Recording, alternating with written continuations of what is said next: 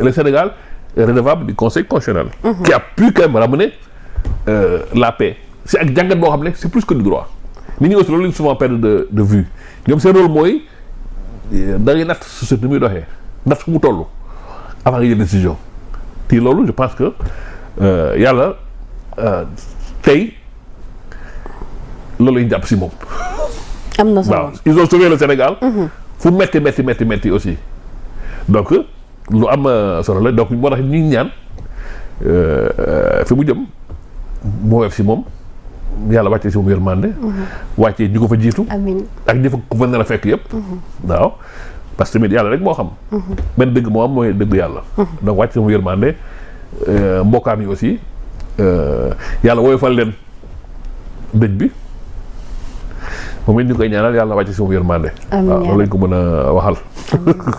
donc balaa ñuy tëj point boobu très rapidement dañuy tëj point boobu du moins très rapidement ñu ñëw ci li nga xamante ne moom mooy le cas de Simon Faye ndaxte jotoon nañu ko teg loxo bi mu demee wuy ji ñu placé ko garde à vue tey aussi convoqué waatoon nañu ko gis nañu nag ñu bëri ñu ngi def ay réaction comme quoi que war nañu ko mën a relaxer waaye li tukkee ci convocation est-ce que jàpp nga ni réellement jar nañu woo ko. c'est que aussi xam nga des fois bu ñuy xoolante ci bët il faut ñuy waxante dëgg te des fois aussi il faut pas que ñu jiital émotion ñu jiital la mooy intérêt dëkk bi ci suñ toll Sénégal surtout en matière de médias dafa nekk ci benn pëccoxoo bu rëy donc sur le principe bon man xaw ma ko personnellement. mais laajte naa li ma laaj ci moom mooy lu baax lañ ko xamal professionnel rigoureux mais li am solo aussi mooy daf ko ëpp loxo du lu mu def mais responsabilité bi mu gàddu moo tax ñu teg ci ndoddam ni ñu ko décrire ak parcours am quelqu'un qui a fait 20 ans de métier ñu bari xamuñu ko sax parce qu'il est quelqu'un très discret waaw doo gis lu bari. donc ça veut dire que am na rédacteur en chef la am na si moom prédiction boo xam ne bu baax mais loolu mooy aussi responsabilité mooy nit dina def mais yow lañ ko sa doon lañ ko këpp moom aussi peut-être il est victime. ci mbir mi de son environnement. D'abord de sa responsabilité parce que aussi ref chef tu es responsable xaw ma directeur de Sen TV xaw ma tu es responsable de li am responsable moral. ba pare aussi il fallait que. Surtout information yooyu parce que li xaw a déplorable mooy moi j'ai compris benn site wala benn médium yu tàmm wax dëgg ñu wax de bonne foi nga relayer ko parce que am nañ benn jurisprudence am nañ seede bu rafet su boobaa jub lay nekk média boo xam ne bi leen xamee ba léegi bëgguma tudd baan bi mais si nar la ñuy fanaan ak tar réew mi parce que bul fàtte affaire au général Kandé bi ñun ñoo ko posé affaire général Kandé bi te dañoo nar ñoo ko posé temps yi la passé soo xoolee seen publication yi ñu ne Sonko présidence dafay espionner président Diomaye ak généraux yi soo xoolee affaire 312 ñi ñu génne ñu ne dañu la bëgg a remplacer. ak Pastef ak MFD xam nga loolu aussi. dafa nekk information yuy taal réew. c'est grave c'est-à-dire am na ñoo xam ne information ne am na yoo xam ne mu dee dëgg. même si c'est vrai même bu dee dëgg laa wax. yenn information bi bu dee dëgg war nga am recul. parce que aussi dafa am intérêt supérieur de la nation. c'est aussi doo ne di wax na ko. parce que bala ngay publier affaire aussi il faut nga am si preuve parce que soo xoolee journal boobu xaw ma site la article kenn ko signé doo xam kan la on sait que c'est basé aux États-Unis mais li wóor mooy soo xoolee ñu ne si ginnaaw Sénégal fii ñu ngi si waaw ñu yendoo Sénégal di fanaan te mu yeewoo la puis soo xoolee seen démarche lépp lu ñu def toujours c'est contre le régime Pastef donc dafa mel ne ñu nekk en mission service commandé parce que aussi quand même information des fois au moins nga wax lu baax mais toute cette information non seulement du baax mais ay waxu njaaxum la ñuy wax des choses extrêmement graves yu mën taal dëkk te imagine toi nga ne Sonko day espérer Diomaye et puis li gën a kii mooy comme on dit fen plus c'est gros comme wax yenn yi plus ça passe parce que naan kii non lii kenn mënul parce que aussi am na wala xel nangu ko moo amee tout esprit critique da nga xam ne li ñuy wax sàccee paranoïa parce que amul benn argumentation bu mën a firndeel loolu naka la ñuy génne ay policiers teg fa MFDC ban fan la jëlee information bi kan mooy source am déjà un papier qui n'est pas signé donc aussi et puis comme par hasard chaque fois seen organe boobu ñu njëkk a relayer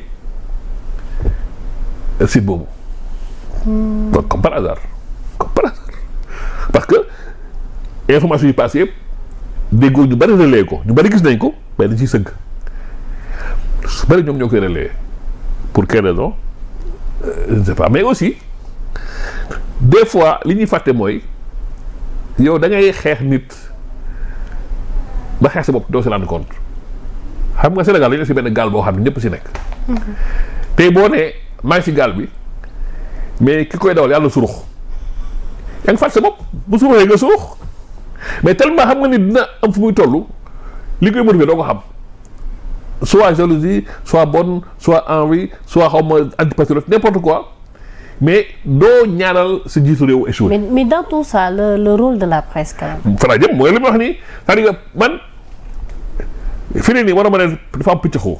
boo tax ma ne ministre de la communication am na lu bari lu mu war liggéey. moom ministre bi waaw parce que commencé woon na ko mais dafa mel ni dafa dellu ginnaaw dafa mel ni dafa def un pas en avant. est-ce que aussi pression bi. ma pression non il faut pas avoir peur de la pression dëgg boo nekkee dëgg doo naka pression il a fait un pas en avant il a fait 3 pas en arrière parce que dañu am problème de régulation même au niveau des statuts tey xamatoo kan mooy kan même les gens radiophoniques avant foofu la ñu commencé on a vu Sénégal ni ñu dévoyé centre de presse c'est plutôt théâtre de presse xanaamatoo lan la voilà dévoyé complètement du benn genre radiophonique maintenant on a dévoyé les fonctions xamoo kan mooy chroniqueur kan mooy journaliste kan mooy analyste soo xoolee démb ça m'a frappé affaire Ronald Reagan bi mu yokkee taxi yi waaw dafa am benn chaîne bu invité 4 chroniqueurs sur la question mais chaque chroniqueur bi mu invité bind na 3 à 4 livres sur le thème maanaam ku ci nekk dafay spécialisé wu ci domaine daf si màcc ku mu invité 4 chroniqueurs ku nekk bind na au moins 2 à 3 livres kenn ki def 20 ans mi ngi suivre politique États-Unis donc li ñuy wax da ngay xam bon mais man du ma jox la faute au ñuy wax chroniqueur non du ma la jox faute. ñoom ñuy jox titre yooyu. man du ma ko def man sikkuma leen ñi may sikk mooy ñi leen koy jox sikkuma leen bu la neexee ñu wax nous sommes dans un pays liberté man sikkuma leen mais dëkk xam ay règles presque média am règle léegi bu dee ñii yor organes yi ñoo jalgati ñooñu man sikkuma leen parce que ñoom tamit ñoo fële leen fa woo li fii nii jox leen micro mënoo man du ma yeewa romb fii rek ne xaaral ma romb Sénégal seen jël micro commencé wax donc dafa am ñu leen fi indi donc loolu dafa am aussi xam nga vrai problème bi ñu am fii régulation la te régulation déjà CNRA des fois dañu mel luy xaw a nelaw benn bët la ñuy xoolee non benn bët la ñuy xoolee parce que xam nga un problème dañ koy jël tu parles taureau par les cornes tous les problèmes qu'on a chaque jour nga dégg problème yi am mais doo leen dégg ministère communication aussi ñoom il faut ñu xool seen approche xam nga liggéey mën nga am tous les diplômes en communication tous les diplômes en média jox la nga échoué. parce que pourquoi nga échoué les diplômes ne suffisent pas non seulement sax waxuma sax loolu mais il faut nga comprendre écosystème bi est-ce que ñoom ils comprennent l'écosystème médiatique sénégalais première chose tu as beau avoir toute la volonté tous les diplômes tu vas échouer parce que tu ne maîtrises pas l'écosystème sénégalais dafa am écosystème média Sénégal dafa am histoire dafa am nu mu màggee dafa am nu mu sañcoo am ay pratiques yu bon yu baax am ay lobby am ay mafia am ay cartel am ñuy defar am ñuy yàq il faut nga maîtriser boobu écosystème. maanaam espace bi quoi. il faut nga maîtriser écosystème bi c'est-à-dire ni muy dundee ni muy saxee tey bu su ma yeewoo rek ne xaaral dem Canada gis benn feuille d'érable dafa rafet ba xam ñoo ji ko Sénégal du sax. parce que xamoon adopté na ak adopté wul Sénégal loolu question la. donc moo tax ma ne média dafa am liggéey bien sûr comme et puis aussi CNRA. La question que je comprends pas mooy lu mu fiy def ba léegi. pourquoi mu existé ba léegi am lu existé parce que tey fi nekk nii ARCA moo fa war a nekk parce que CNRA compétence am télé ak rajo lay am yéen mënu leen dara. presse en ligne bi. presse tout court mënu lu ko dara donc li ñu liggéey. kon dañ ko war a réformer. non dañ ko def ba pare am na loi bu bees bu ñu war a def ARCA loi boobu la ñu war a tëggaat réajusté ko moo tax j'ai pas compris ñuy installé CNRA durée de vie moo jeex dafa obsolète c'est-à-dire que écosystème médiatique fi nekk nii CNRA am fu njëriñ loolu ARCA la woon haute autorité l'audiovisuel moo la ñu war a teg loolu. nga xam ne dafay mën a contrôler lépp luy am tout le champ am moyen de contrôle am moyen de gestion am moyen de sanction parce que tey yow su ma la woon tey yaa jiitu yaay chefu Sénégal 7 chef bi ba def benn note ñu affiché ko fii mais ñemoo jël sanction ñemoo avertir kenn ñemoo tax kenn loo fi jëriñ. dara. tu es là pour la forme. d'accord père. donc c'est organes yooyu CNRA amul compétence pour régler problème yi actuellement nii ils n'ont pas peut-être il y a la volonté mais ils n'ont pas les armes amuñu champ de compétence pour régler problème yi parce que Sénégal actuellement dafa dépenser rajo télé benn donc loolu foo ñu donc il était prévu ñu teg li ñuy wax ARCA compétence plus élargie benn même si compétence ARCA boobu bu ñu demee dafa am ay lois xam nga dëkk day dox le monde ça évolue yeneen dëkk yi ils sont en avance sur beaucoup de choses tey ñuy xool nu ñu mettre ay instruments pour la désinformation pour les fake news comprendre nga. donc régulation dafa laal ci loolu yëpp même la communication. dafa laal régulation soo xoolee tous les problèmes qu'il y a au Sénégal question politique la mais fii lan mooy réguler la communication politique au Sénégal amul. alors que tous les problèmes qu'on a c'est souvent d'origine politique lan moo koy réguler les médias parlent de politique de midi 8 heures du matin à 23 heures. De deux chaque média soo xoolee yeneen dëkk yi africain nga dem ay Burkina nga dem ay kii ay Bénin c'est des choses xam ne ils ont fait des pas d'avant maanaam même le contenu nga xam lu ñu si wax parce que foofu aussi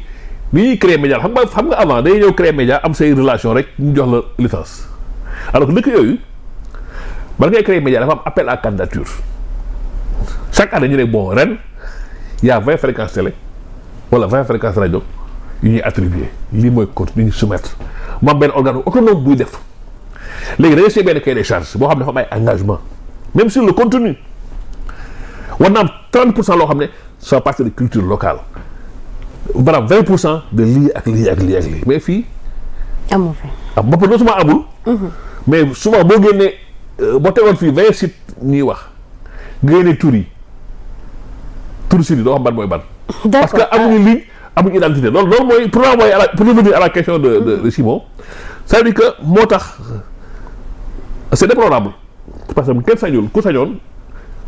du ñu convoquer benn journaliste mais bu ñu fàtte aussi ne les journalistes c'est des citoyens c'est des citoyens parce que il faut pas qu'on tombe dans le corporatisme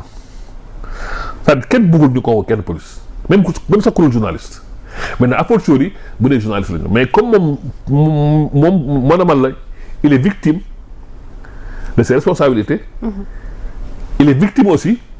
de l'organe dans lequel il évolue ñaar yooyu la boole bu dal ci kawam mais c'est pas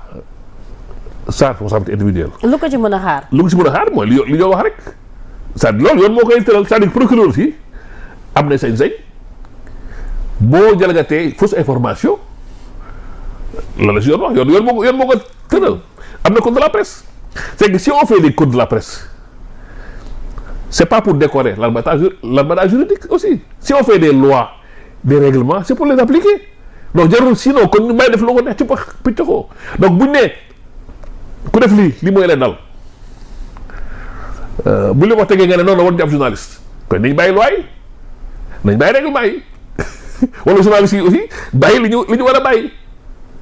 xam nga aussi il faut pas que ñu am langue de bois benn cette hypocrisie waaye solidarité c'est des journalistes mais non c'est avant tout des citoyens ku nekk bu def li mu war a def xëy na aussi il faut aussi que journaliste bi am ay précautions parce que buñ la waxee boo déggee benn affaire yow bala nga koy relier il faut vérifier te comme la wax ni il y a moins d'excuses parce qu'il y a des précédents. C'est un site boo xam ne déjà même dafay créer confusion Afrique confidentielle Afrique il joue sur la confusion des deux benn bi c'est crédible mais ñoom il joue sur la nuance si tu n'es pas vigilant da nga naan bële la et puis comme j'ai dit dañoo defati si njaaxum la ñuy dëkk donc amul excuse bu doon sax koo xam ne dafa crédible nga ne tàmm naa wax dëgg kon xaaral ma roy si su boobaa on aurait pu comprendre mais kii dëkk si njaaxum bala ngay tourner suba ñu génne leneen. D'accord. Donc foofu man dama ne foofu y a pas d'excuse. Mais comme je l'ai dit bon li ñu mën a ñaan rek mooy xëy na procureur comprendre mais aussi libérer ko mais tamit que les gens soient plus vigilants. Parce que aussi il faut pas prêter le flanc. ni ko aussi boo nekkee fenn xam nga responsabilité aussi ñun dañu tàmm dara da ngay nekk fenn moo ne fii du sa place au sens où xam nga yow tu n'es pas sa professionnalisme xëy na maytu la nga def lii mais aussi tu prends pas la responsabilité de dem def leneen su boobaa nag aussi y a les conséquences il faut aussi des fois au nom de son professionnalisme de la responsabilité de prendre les choix qu'il faut sinon aussi yéen bi parce que war na ma ne moom kenn dafa ko xam nga c'est pas lui qui l'a fait mais comme je dis il est doublement victime il paye les prix 2 fois parce qu'il est responsable il doit répondre de ça et il est dans un organe que comme je dis comme par hasard c'est ce même organe-là qui reprend chaque fois les articles fële te nit kooku aussi même plus grave encore on peut prendre ça comme une conspiration parce que soo xoolee li ñuy traité souvent c'est des informations très sensibles de sécurité de défense après général Kandé bi lan la sécurité défense bi ñu nee Sonko mi ngi espionné Diomaye sécurité défense bu ñu nee dañuy intégré waa MFDF donc tu vois c'est des trucs tellement sensibles du ay caaxaan quoi boo xam ne war nañu ko foyee et comme j'ai dit il est temps qu'on mette organe de régulation bi war et bi war c'est pas du CNRA. D'accord. aussi ministère aussi jël ni ñu commencé woon ñu yeggale ko ba ñu dellu ginnaaw parce que aussi mbir soo ko defar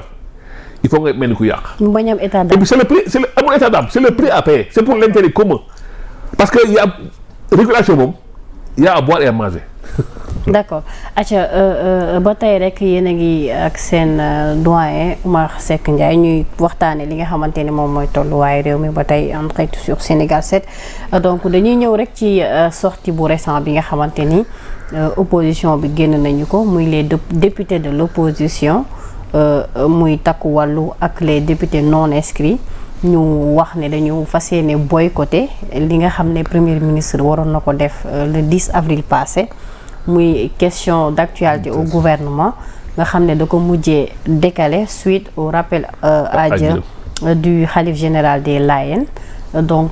ci ngoon gi ñoom ñu génn yëkkati ay kàddu te yaakaar naa yéen ñëpp suivre ngeen conférence de presse bi mais aussi recours bi nga xamante ne déposé woon nañu ko au niveau du conseil constitutionnel parce que tout simplement d'accord ñu ci loi interprétative bu Amadou Ba bi jàllale le 2 passé mais aussi jàpp nañ ne premier ministre ci seeni kàddu dafa